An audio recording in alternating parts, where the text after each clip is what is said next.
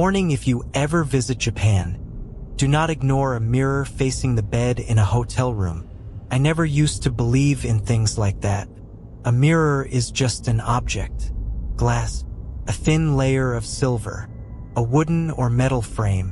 It reflects whatever stands in front of it. Nothing more.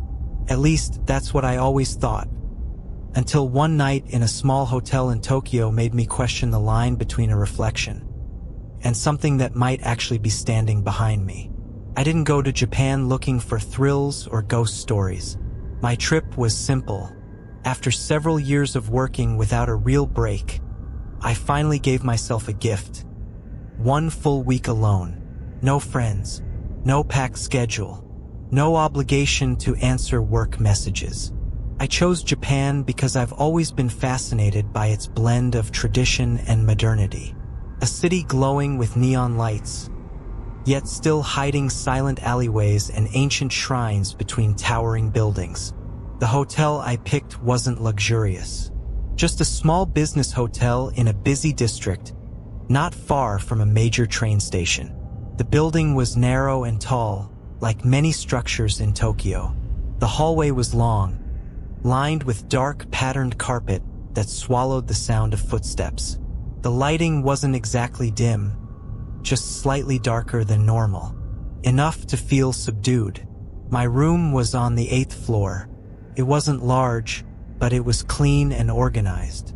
A single bed big enough for one person, a small desk attached to the wall, a flat-screen TV, a narrow closet, a compact modular bathroom. Everything felt practical, efficient, exactly what you'd expect in a big city. The first thing that caught my attention was the mirror. It was tall, almost door height, mounted directly on the wall across from the bed. If I lay down, my entire body would be visible in it. Even the ceiling and the bathroom door reflected clearly. At first, I assumed it was just interior design. Many hotels use large mirrors to make rooms feel bigger. I placed my suitcase in the corner, hung up my jacket, and sat on the edge of the bed, looking around. In the mirror, I saw myself sitting still. Behind my reflection, just a blank wall, nothing strange.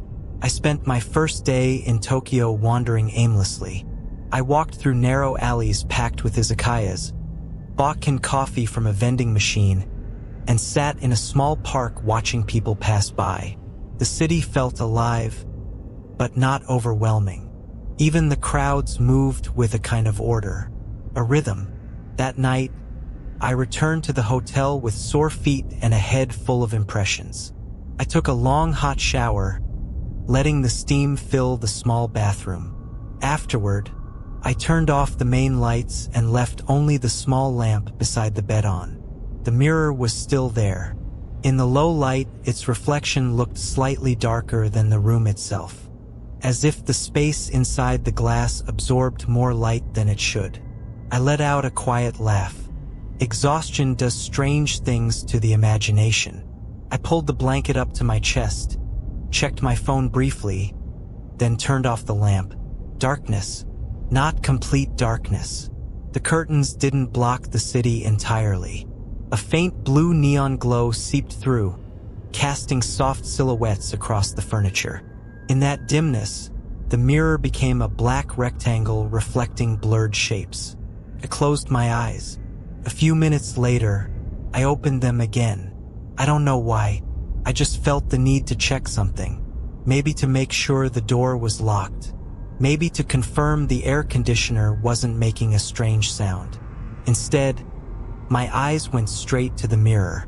I saw myself lying there, the outline of my shoulders, my head on the pillow, the blanket rising and falling gently with my breathing.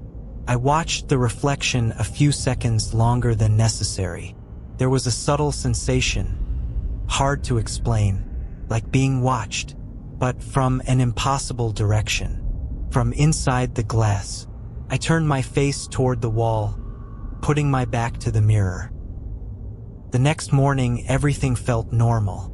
I woke up slightly late, took a quick shower, and went out to explore more sights. I visited a small shrine tucked quietly between modern buildings. It was peaceful, far from the main road's noise. I didn't think about the mirror all day. On the second night, I returned later. The city was quieter, though never truly asleep. I bought dinner from a convenience store and ate in my room while watching television.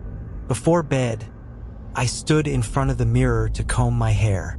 I stared at myself for a while. I looked tired, but satisfied. This trip was exactly what I needed. As I turned to walk back to the bed, something felt off. I didn't notice it immediately, just a faint sense that my movement had been slightly delayed. I slowly raised my right hand. In the mirror, the hand rose too, perfectly in sync. I lowered it. The reflection followed. I gave a small smile, feeling ridiculous. Probably just light and shadow playing tricks. I turned off the lights. That night was harder. Every time I opened my eyes, they automatically searched for the mirror. I tried not to stare at it for too long, but curiosity always pulled me back. Around 3 in the morning, I woke up for no clear reason. The room was silent. The AC hummed softly. I looked straight ahead. The mirror, my reflection, was still lying down. But something was different. The dark corner behind my reflected body seemed deeper, thicker, as if the darkness inside the mirror was more profound than the darkness in the room itself. I swallowed. Slowly, I lifted my head slightly from the pillow. In the mirror, my reflection lifted its head too. But there was a delay. Tiny, almost invisible, like the reflection needed a second to decide to copy me. I froze. Maybe it was just half-sleep distortion. I squeezed my eyes shut, counted my breaths, trying to convince myself it was exhaustion. When I opened them again, everything looked normal, but I no longer felt safe. On the third day, I stayed out longer. I immersed myself in bright shopping districts. Lights, music, laughter. It was comforting. That night, before lying down, I took a large bath towel and draped it over the side of the mirror, covering most of it. I don't know why I did that. Maybe I just wanted peace of mind. I turned off the lights. The darkness felt heavier this time. After a while, I realized something. The towel didn't fully cover the mirror. At the bottom, a small gap remained. From my position in bed, I could see part of the bed frame, and a corner of the room reflected in that gap. I tried to ignore it. Around midnight, I woke again. The room was silent, but the air felt different. Not the cold from the AC. Something damp. Closer. My eyes slowly drifted to the gap in the mirror. I saw the bed frame, the floor, and something that should not have been there. It looked like another shadow, standing beside my bed. I couldn't see details, just a silhouette darker than darkness, too close to my reflected body. I didn't move. If it was only a reflection, then something should also be standing beside me in reality. But I felt nothing. No footsteps, no breathing, no presence. Only inside the mirror. Slowly, very slowly, the silhouette leaned toward my reflection. I wanted to turn my head, to confirm, but my body wouldn't respond. In the mirror, my reflection lay stiff. The silhouette moved closer, until it was almost touching my reflected face. Suddenly, the towel fell. The sound of fabric hitting the floor was soft, but unmistakable. The mirror was fully exposed. I saw myself lying there, and beside me, no one. Empty. The reflection was normal again. I shot up and turned on the light with trembling hands. The room looked exactly as before. Nothing out of place. No sign of anyone. The towel lay on the floor. I stood there for a long time, staring at the mirror. My face was pale. I didn't try to sleep again that night. The next morning, without overthinking it, I went down to reception and asked to change rooms. I gave a simple excuse.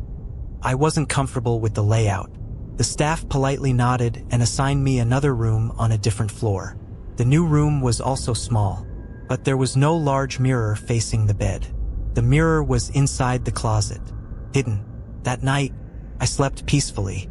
Even now, I still try to explain it logically. Light illusion, a half-asleep brain creating shadows, an odd angle caused by city lights. I want to believe all of that, but there is one thing I can't explain. Before checking out, I walked down the 8th floor hallway one last time. For some reason, I stopped in front of my old room. The door was closed. On the wooden surface was a small metal number plate. The room number was not the same as the one printed on the keycard I still had in my pocket. It was different, as if that room had never carried the number I remembered. I never went back. And ever since that night, whenever I stay in any hotel, the first thing I look at is no longer the bed size or the window view. It's the mirror. If there's a large mirror directly facing the bed, I don't wait until midnight to find out whether my reflection is truly just a reflection. I change rooms.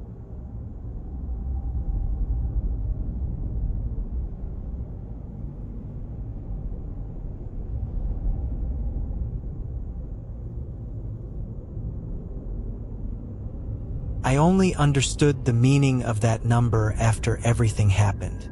At the time, I thought it was just an ordinary number. The hotel wasn't large. Only 6 floors, standing on a quiet street corner about a 10-minute walk from the train station. The building was narrow, with a simple facade and a small white sign glowing above the automatic entrance doors. I chose it because it looked calm. I had deliberately avoided tall, luxurious hotels. I wanted something smaller, more personal. This trip was supposed to be a time to slow down, not to drown in crowds of tourists. The lobby was modest. A light wooden reception desk, clean walls without excessive decoration, and a small rack filled with local travel brochures. There was no sound except the soft hum of the air conditioner. The receptionist smiled politely as she handed me the key card. I noticed the small number printed on it. I didn't react immediately. It didn't feel strange. 4th floor, room 9. The hotel only had 6 floors. Nothing unusual. The elevator was small, just enough for 2 or 3 people. The button panel was simple, 1 through 6. No skipped numbers. Nothing hidden. I pressed 4. The elevator moved up smoothly. No music. Just the soft mechanical sound and my reflection on the metal walls. When the doors opened, the 4th floor hallway looked the same as the other floors I had briefly glimpsed when the elevator stopped below. Dark carpet, identical wooden doors, warm ceiling lights. Room 409 was near the end of the corridor. I walked slowly, my small suitcase rolling softly over the carpet. One small detail made me pause. Room 404 was missing. I saw 401, 402, 403, then 405. I stood there for a few seconds, making sure I wasn't misreading it. Maybe it was just a different layout. Maybe room 404 was on the other side of the corridor. I turned to check the opposite wall. 401 through 403 were on the left. 405, 406, 407 on the right. There was number 404. I didn't think much of it at the time. I continued to 409. The room felt normal. Standard size with a single bed, a small desk, a television, and a modular bathroom. Nothing stood out. I put down my bag and sat on the edge of the bed for a moment. My eyes drifted to the key card on the table.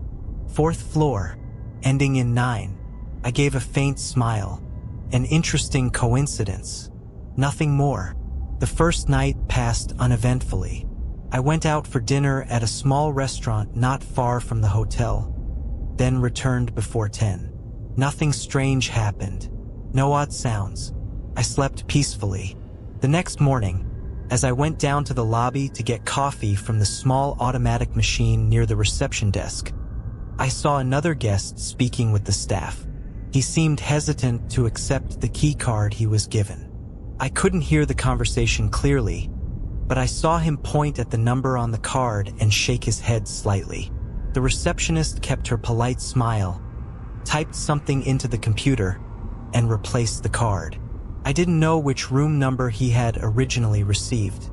When the elevator carried me back to the 4th floor, I felt something different. Not fear, more like a new awareness. The 4th floor corridor felt quieter than the other floors I had glimpsed. I had briefly seen the 2nd floor when the elevator stopped to pick up another guest. It sounded alive. Doors closing, footsteps, the muffled sound of televisions from inside rooms. The 4th floor was always silent. I stood in front of 409 and looked at the surrounding doors. All present, but 404 was still missing. On the 2nd night, I woke up around 2 in the morning. Not because of a loud noise, because it was too quiet. Small hotels usually have faint background sounds. Water pipes, distant footsteps in the hallway, the elevator moving. But that night, it felt as if the entire floor had stopped breathing. I sat up in bed and stared at the door. No sound. But a few seconds later, I heard something very faint from the corridor, like something slowly being dragged across the carpet.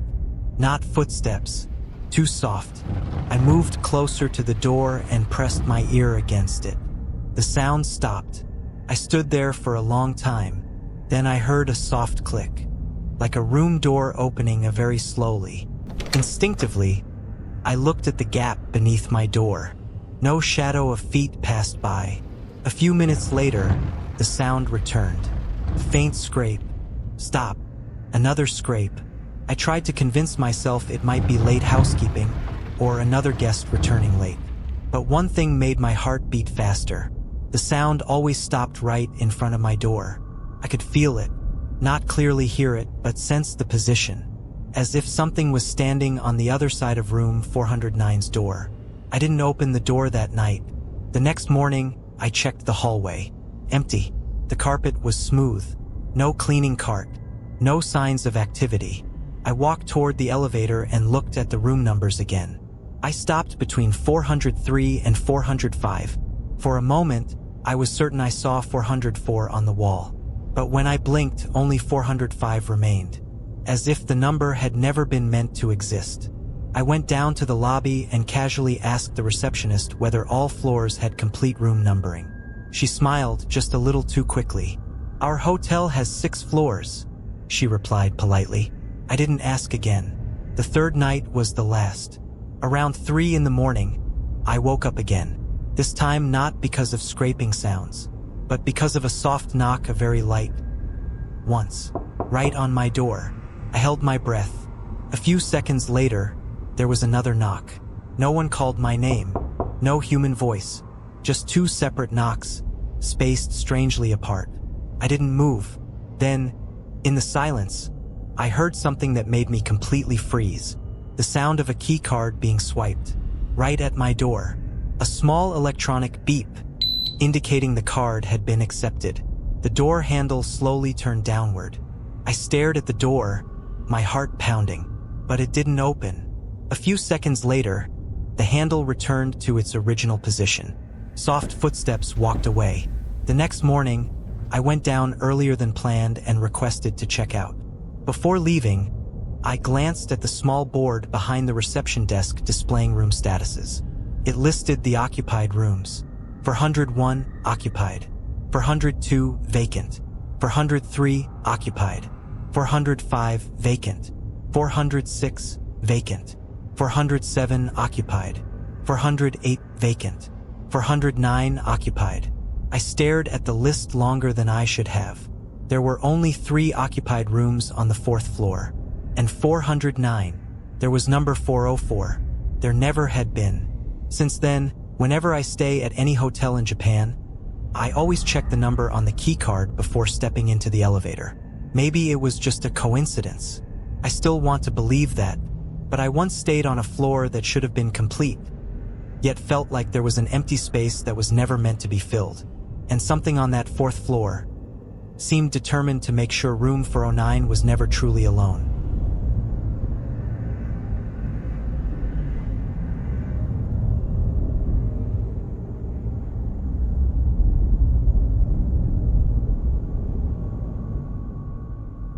only realized what that thing meant after everything was over. At the time, I thought it was just an old piece of paper left behind on the hotel ceiling. My trip to Kyoto happened in late autumn. The air carried a thin, biting chill, and the maple leaves burned red like embers drifting slowly onto the pavement. The city felt quiet, too quiet for a destination I had only seen in colorful brochures. The alleyways were spotless. The buildings were low and orderly, with neat wooden signs and frosted sliding glass doors. The hotel I chose was not large. Only 5 floors, standing on the corner of a small street not far from an old temple and rows of traditional wooden houses. The lobby smelled of tatami and cedarwood. A receptionist bowed silently when I entered. Her smile was polite, but her eyes seemed to hold something I couldn't quite understand. My room was on the 3rd floor. The hallway leading to it was lined with gray carpet patterned simply. The ceiling lights glowed dimly, not dark, just enough to make the shadows stretch longer than they should. My room number was 307. When the door opened, the room looked clean and minimal. A low bed with white sheets, a small table by the window, a modest television mounted on the wall, a sliding wooden wardrobe. The ceiling was flat and plain, except for one thing. In the corner near the vent, something was attached. A rectangular piece of paper, about the size of a postcard, fixed exactly where the ceiling met the wall. Its color was dull white, marked with black writing I couldn't read, brush strokes thick and deliberate, like bold calligraphy. I assumed it was some kind of building inspection sticker, or a technician's marker. I didn't think much of it. I set down my suitcase and cracked the window open slightly. Night air drifted in, carrying the scent of wet leaves and distant wood smoke. The first night passed normally. I fell asleep quickly after the long journey. But around 2 in the morning, I woke up, not because of a loud noise, but because of silence that felt too full, as if something were pressing against my eardrums from the inside. I opened my eyes and stared at the ceiling. The shadows of the wardrobe and curtains blurred faintly in the streetlight filtering through the window. My gaze stopped at the corner of the room. That paper. For some reason, it felt slightly out of place. I blinked, adjusting my vision. No, maybe just an illusion. The shadows were shifting because of the curtains moving in the wind. I forced myself back to sleep. On the second night, I woke again, this time to a soft sound. Not footsteps, not knocking, more like scraping, as if something were being slowly dragged across the ceiling. I sat up in bed. The sound stopped. Just the wood expanding, I muttered, trying to stay rational. Old buildings often make strange noises when the temperature changes. I turned on the light. The room looked the same. Neat, unchanged, but the paper in the corner now seemed clearer. There was a small red symbol at the bottom, like a stamp. Suddenly, I didn't like staring at it for too long. The next day, I wandered around the old district. I visited temples, photographed red torii gates, and bought warm tea from a small stall. The city was peaceful, nearly perfect, but when I returned to the hotel that evening, the same receptionist looked at me a little longer than before. "Is your room comfortable?" she asked in slow English. "Yes," I replied. "Very comfortable." She nodded, but her expression didn't change. The third night was when everything began to feel different. I dreamed. In the dream, I was lying in the same bed, staring at the ceiling. The paper slowly peeled away, its corner curling like a dried leaf. Behind it was a dark gap in the ceiling. From that gap, something peeked through. I didn't see its face, only a shape darker than the darkness around it. When I tried to move, my body wouldn't respond. My breathing grew heavy. Then a whisper sounded very close to my ear, not a language I understood. I woke up gasping. The lights were off. The room was dark, and something was different. The paper was no longer flat against the surface. One of its corners had truly come loose. I got out of bed and stood on a chair to look closer. The paper felt thicker than I expected, like several layers pressed together. The black writing had been made with firm brush strokes. Behind it, there was no gap, just an ordinary ceiling. I almost laughed at myself, but when I returned to bed, I felt something. Coldness. Not from the window, not from the air conditioner. The cold was coming from above.